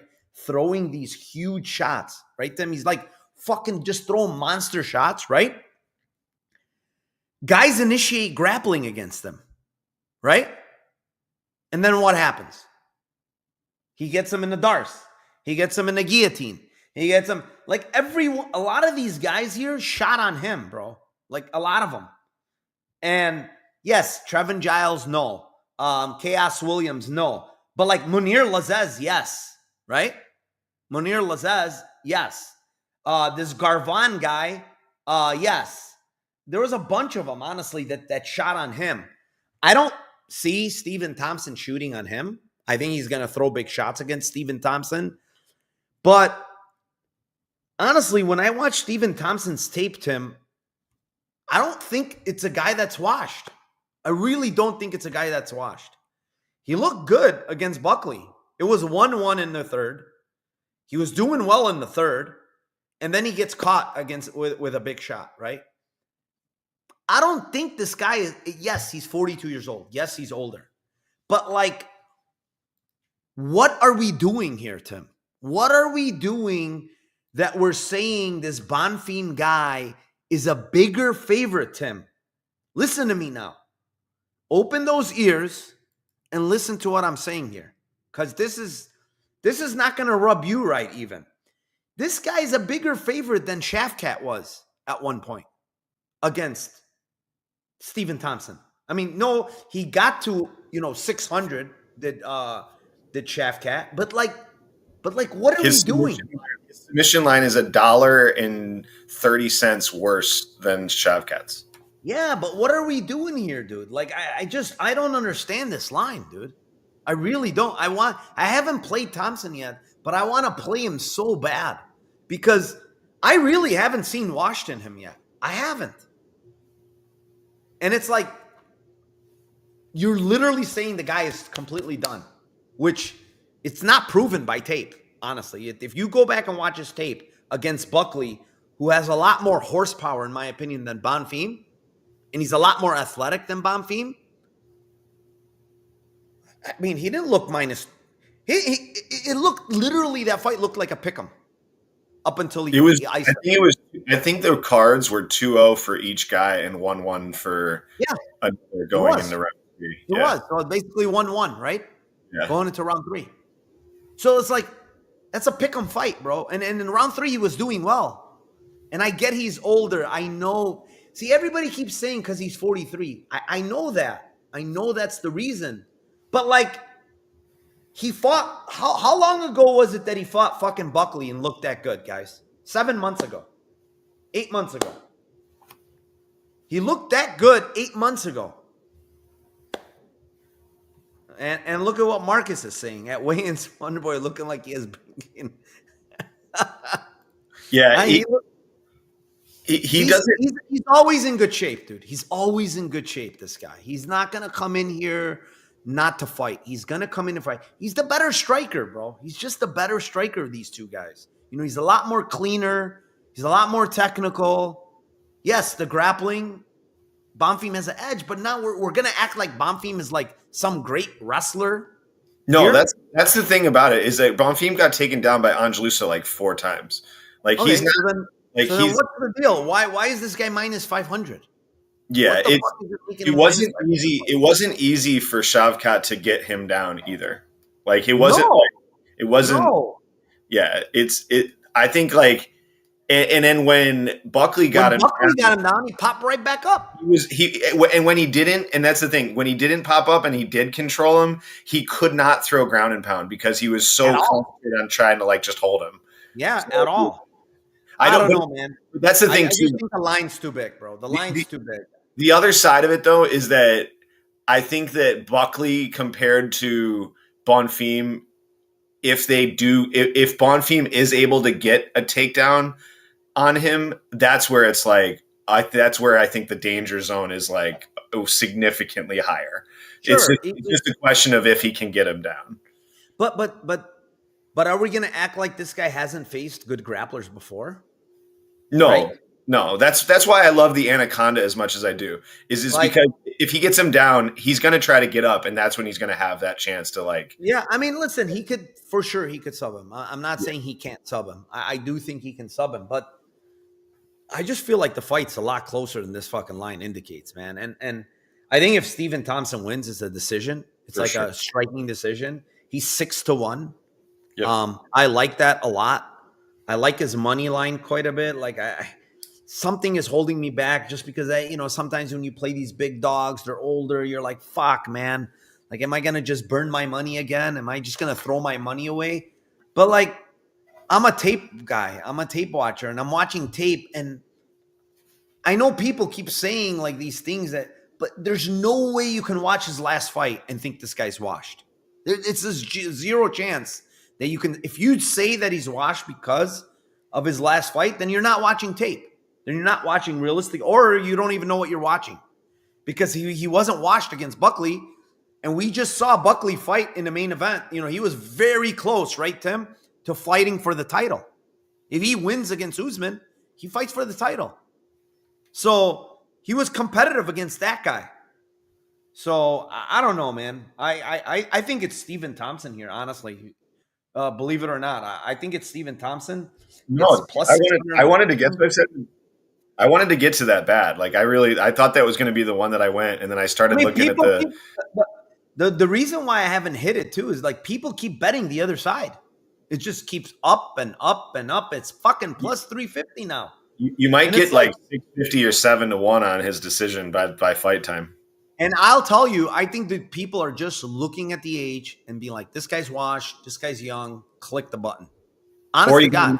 He got knocked out by Buckley and da-da-da-da-da. Like, where they're not.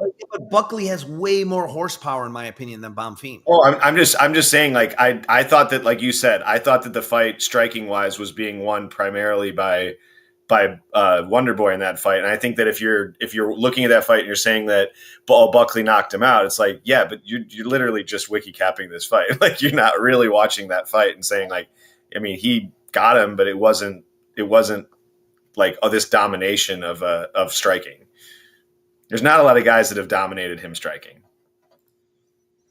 Yeah, we absolutely cooked them today, Tim. Fucking over 9.5 units on fucking LFA. Feels nice. Good. Feels fucking good. So many dogs we hit, all given in the Discord. We absolutely cooked them today in LFA, Brazil. One of my favorites, LFA Brazil. Drevi says, Narco spot on. I like it. Drevi's on fire. Drevi's been on fire in 2025. Shout out to you, my friend. Having a great year in the betting streets. Anybody else here? What else do you like? That's it. Serrano tonight? No, I'm staying. I got burned last time. I'm not fucking around with that bullshit. She clearly won, and they robbed her last time, and now it's minus 2xx. Forget it. I don't want to get robbed again. Shame on me if I was to bet it again and she gets robbed. So, all right, Tim. Main event time. Before I go on to the main event, my link is down below for my Discord. Have some bets up for tomorrow. I think we got CLV on every single bet, if I'm not mistaken. We got some actually really good CLV on some of these bets. But yeah, Tim, it's main event time. Main event time, heavyweight division. It is the 28-12 Derek Lewis versus the 8-0 Taliesin Teixeira. And I mean, quite honestly, I like Taliesin here. Like I tipped him earlier in the week. Line has really, really blown up here. It's minus 300 Taliesin. We got almost $1 of CLV here on him. I just like him here in this spot, man. The much younger, longer guy. And I'll tell you what I like a lot about Taliesin. And is he hittable? Sure. He gets hit a lot against lower level guys. But he has these long range weapons, man. He has those front kicks, those teeps to the body. And then last time out, Tim, he came out, he teeped, he leg kicked, he punched him from the outside. And then you know what he did? He went right into the clinch. He said, let me clinch you. Let me try to take you down. And when he tried to half-heartedly take him down, he couldn't. He started landing an elbow and just put him out, right? He made him quit. So he's growing, he's maturing. As a young fighter, you like to see that. You don't like to see this guy in the UFC just swinging hammers, getting clipped against these guys with huge power like Tafa or Lewis, right? So he implemented a different game plan. And I was listening to one of his interviews in Portuguese, and he was saying, listen, you guys seen me strike? You've guys seen me clinch and strike in the clinch? you guys are going to see a different part of my game now because I'm really good somewhere else. Like he was just basically saying he's a very good grappler and he's a black belt, in jiu-jitsu. He just hasn't shown it. I will tell people one thing here, and can you look it up, Tim, for me real quick? Go to BetMGM. You need to bet this before I give it out for me and you. Go look at Talashin Teixeira, exact method of win. All right? You there? Yep. Exact method of win. What's Kimura?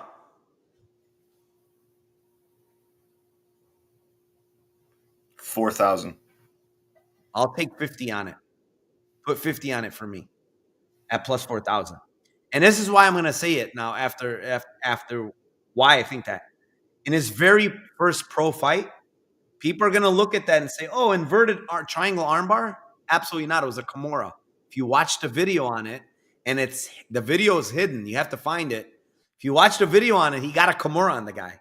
He got him down. He got the side control. He was on top throwing ground and pound, and the guy is so fucking long that he got a far side Kimura on him because he's just so fucking, his arms are so damn long. He had trapped one of his arms, and he fucking got him in a Kimura and made the guy tap. So, can you not fucking see the same scenario against Black Beast where he gets on top, gets to like side and gets a Kimura on him and makes him tap? I absolutely can. And so 40-1, I mean, let's take a shot, Tim. Why not? Why not? I already saw him do it once. He's a black belt in jiu-jitsu. I know it's hard to get submissions at the heavyweight division, but I don't know. Taking a crack at 40-1. I just think Talison's gonna fucking most likely gonna knock him out, in my opinion. Maybe a body. I said in my Discord, I think it's gonna be a teep to the body, and this guy's gonna shit his pants. Remember how you talk about Steven Seagal shitting his pants? I think Derek Lewis might shit his pants in the ring. Instead of his balls being hot, his ass is gonna be full of shit after he shits himself when he gets kicked in the stomach by fucking Talashin Teixeira. So I think my Lambo, honestly, Talashin Teixeira by sub is 750. It's not the best line. I hate the line. I really do. What I will say is I'm going to give you guys a prop that I think is pretty damn good compared to the market. I'm just going to give you a market price.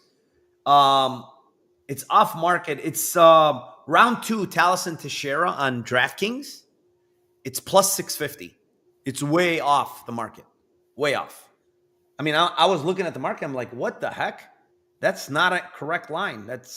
You look at every line elsewhere in round 2. It's 350, 375, 250, 380, 350. But yet it's sitting at 650 on DraftKings. So there you go. I gave you another nugget that's not out there, that's off the market by almost $2.50. I think it's a good price, $650. It's probably going to end maybe in round 1. But if it doesn't, it's probably round 2, Tim. It's probably round 2. And I really like the share here. I think the line's justified. I think the much younger guy, 15 years younger, longer, better striker, better grappler, yada, yada, yada. I don't care about the experience. I don't care about all that. I don't think Lewis is the type of guy that has great fight IQ, so I really don't care. And I think he's the guy that quits, to be honest. He quits. So I like Teixeira here. Teixeira sub 750. Teixeira round 2, 650. You can Teixeira Kimura 40-1. Another one that's very convincing. Yeah. What do you got, Tim? Yeah, I mean, I tend to. I mean, this is a fight where I'm gonna just put very, very small amounts of money on your prop that you just did with the Kimura. I might even hit your round 2 a little bit with him, but I just think that for me it's like, I don't know, anytime you can see a Derek Lewis KO prop at like 11-31 and 46-1, I'm like, all right, you might as well take some small stabs at this. The Dana White Contender Series fight, I can't remember the guy. I'm gonna look up the guy's name, but like the dude, Arthur Lopez, like that guy was absolute trash, and he was landing like bombs on Teixeira in that fight. Like he hit him like clean like 5 or 6 times. And I actually had a submission prop on Teixeira in that fight. I was like at a really high line as well. And I was like, fuck, man, he's hitting you. Take him down and sub him. And then he just nukes him like, 30 seconds later. But I just think like if in those situations, and Derek Lewis has multiple round 2, 3, and 4 finishes, I just think a lot of guys that fight Derek Lewis initially kind of freak out a little bit and don't really go at him super hard, which is why the overs over 1.5s and under 1.5 bettors get fucked by him a lot of the time, because fighters just don't go super aggro, and you get like the Ngannou and you watch these guys stare at each other forever. I think that can happen in this fight. I think it's possible. I do think that it's less likely than a lot of the other fighters, because I think Teixeira seems to be confident, borderline overconfident in his ability to take strikes and attack. So yeah, I mean, I like I said, I'm not super confident in this, but KO 2 is 11-1, KO 3 is 31-1, KO 4 is 46-1. I think it's more 2 or 3 for Lewis. And we've never seen Teixeira outside of first couple minutes of a fight. So we'll see if he's got gas. We'll see if he can do his attacks forever. And we do know that Lewis has one-shot knockout power in basically any round. So, yeah. Not too bad. Yeah, I agree with you there. I mean, I can't, say that this guy is defensively responsible and doing all that good stuff, but, I hope you're right. I hope he takes him down and goes for that 40-1. Get that Kimura on him, 40-1. How nice would that be, getting the Anaconda and the Kimura back to back? That would be back to back, by the way. You know that. You think I think I have to put $5 maybe you should put a Lambo play with those two together. What would that be? $1,000,000 to 1? All right. Enough of that. My link to my Discord is down below. Tim, here's my Lambo parlay for this week. I'm gonna go with Fatima Klein by sub, Mike Davis by sub, and Calvin Kedar by points. It is 92-1. What do you got, Tim? I started laughing. I have Klein sub, Davis sub, Kennedy ITD. Kennedy ITD at 34-1, and then I switched Kennedy points at 55-1. We're dead. Oh, fuck me. Do I have to come up with another one now? You're dead by fight 2. All right, Tim. Which ones did we agree on? How about that? Klein and Davis sub. Oh, fuck. All right. Let's go with I'm going to do a different one. Fuck this. Oh, that one I already did. But 90. Yours was 90. What? 92-1. I think I'm how about robbing these? What? I probably will just round robin all 4 and just be like, or all 5. Oh, here. I'm gonna do a different one here. How about Curtis KO 2-3? Right? Yep. I'm gonna do a little bit crazier here. Jake Matthews by points. A little bit different. And then I thought you liked Chidi in that fight. Huh? I do like Chidi in that fight, but if it goes to decision, I kind of lean Jake. By decision. So I remember I played split in that fight. Okay. I played split because knowing that I think it's going to be close if it hits the scorecards. And look at the price, like plus 170 compared to plus 300, right? I'm not going to play Chidi by decision plus 170 because even in a decision against whatchamacallit, he kind of makes them close, Chidi. So, and the next one was Nate Landwear by decision at 164-1. So, not the best Lambo plays, but I didn't want us to have the same exact ones because they crash and burn like that. Very easy. You know, one of them crashes, they all burn. So Curtis 2-3 KO, Jake Matthews points, Landwear points, 164-1 is my second one. All right, guys, we went through all 12 fights. Had a great time today. Tim, thank you per usual. Thank you to everybody in chat. 587 live viewers. I was thinking in my head earlier this week, I'm going to start putting out more content on my YouTube. I have to. I want to just kind of pump out more content. I need to get an editor. And most of them are going to be recorded shows, either breakdowns on regional stuff, breakdown on specific fights that I like, that I bet or something, stuff like that. I'm going to be putting them out more and more on my YouTube channel. I just need to find an editor. So if anybody is a very good YouTube editor that's in this YouTube chat right now, shoot me a message on Twitter at Narcocop, and we can work something. You know, it's a paid gig. It's not free.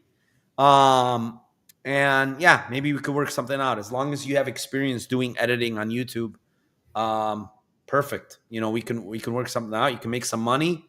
Maybe you can have some fun. With that being said, Tim, do you have anything going on tomorrow? Nothing at all? Nothing. I'm going to have my final bell tomorrow live on X Spaces. So if you want to join, I am going to do, you know, takedowns, significant strike props. I have to do them tomorrow morning. Anything else? There's BKFC tomorrow. So I like to be at KFC in Hollywood, Florida. That's always an interesting one. There's Cage Warriors tomorrow. And yeah, that's it. Thank you again to everybody joining. Hit the like down below. Subscribe to my channel. 2940, I think, or 30 I have. How come I can't get 3,000, Tim? What's this freaking hump that I can't get over? Trying to get to 3,000. Would be nice if I got to 3,000. So anyways, thank you to everybody. Good luck tomorrow. And let's cash those tickets for UFC Nashville. See you all tomorrow on the Final Bell Twitter Spaces. Take care.